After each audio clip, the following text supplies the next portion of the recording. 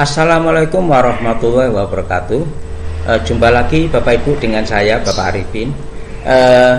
Kali ini saya akan menyampaikan materi kurikulum Merdeka Belajar atau kurikulum prototipe, yaitu untuk SMA kelas 11 dan kelas 12 ya, untuk kelas 11 dan kelas 12, di mana capaian pembelajaran matematika yaitu materi yang harus dikuasai oleh siswa kelas 11 dan kelas 12 untuk matematika. Di antaranya yaitu tentang bilangan. Ini sudah tidak ada. Bilangan itu hanya yang harus dikuasai oleh siswa kelas 10 ya Bapak Ibu ya.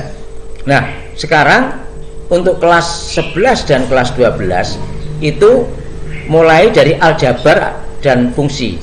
Nah, ini diharapkan Bapak dan Ibu, peserta didik dapat melakukan operasi aritmatika pada polinomial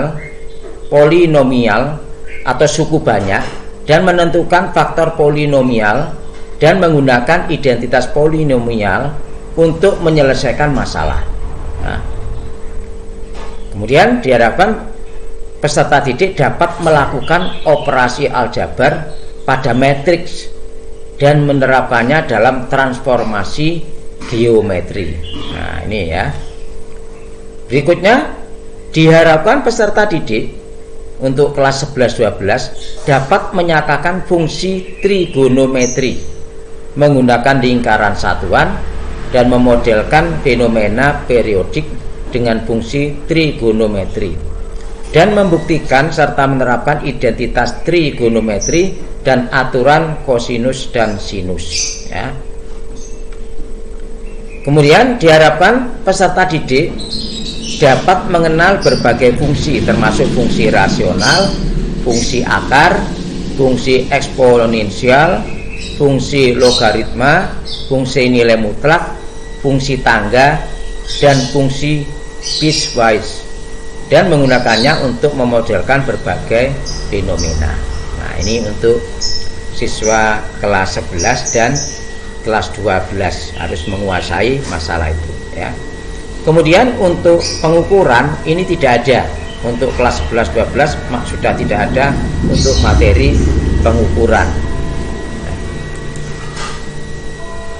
Sekarang geometri. Nah, geometri ada untuk kelas 11 dan kelas 12.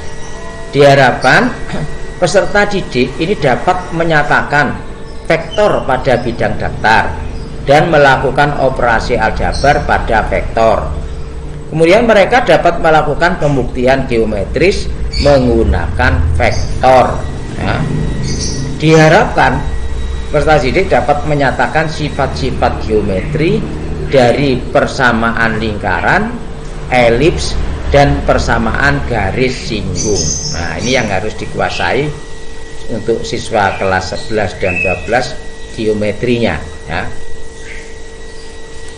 Kemudian capaian untuk analisa data dan peluang, materi yang harus dikuasai oleh siswa untuk analisa data dan peluang.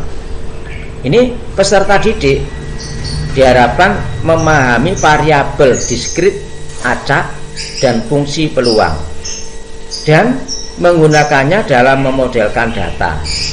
Diharapkan mereka dapat menginterpretasi parameter distribusi data secara statistik atau seragam binomial dan normal.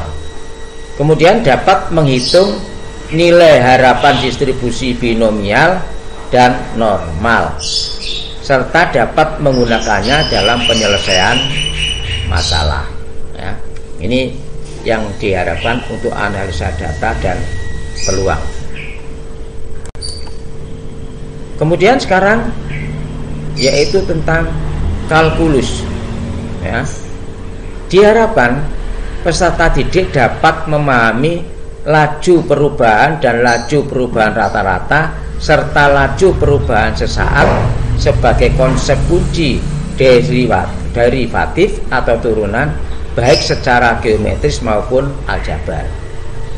Dan mereka dapat menentukan turunan dari fungsi polinomial, eksponensial, dan trigonometri, dan menerapkannya derivatif atau turunan untuk membuat sketsa kurva, menghitung gradien, dan menentukan persamaan garis singgung, serta menentukan kecepatan sesaat dan menyelesaikan soal optimasi. Nah, kemudian mereka dapat memahami integral, baik sebagai proses yang merupakan kebalikan dari derivatif atau turunan, dan juga sebagai cara menghitung luas. Nah, ya. Kemudian diharapkan anak-anak ini dapat memahami teorema dasar kalkulus sebagai penghubung antara derivatif atau turunan dan integral. Ini yang diharapkan siswa kelas 11 dan kelas 12 mampu menguasai materi tersebut, ya. Itu Bapak dan Ibu, materi yang harus dikuasai oleh siswa kelas 11 dan 12 yang dikatakan sebagai kurikulum di dalam kurikulum Merdeka Belajar atau kurikulum prototipe capaian pembelajaran untuk matematika. Saya kira itu dari kami. Jangan lupa subscribe, dukung channel kami, tekan tombol loncengnya supaya mendapatkan informasi-informasi baru dari kami.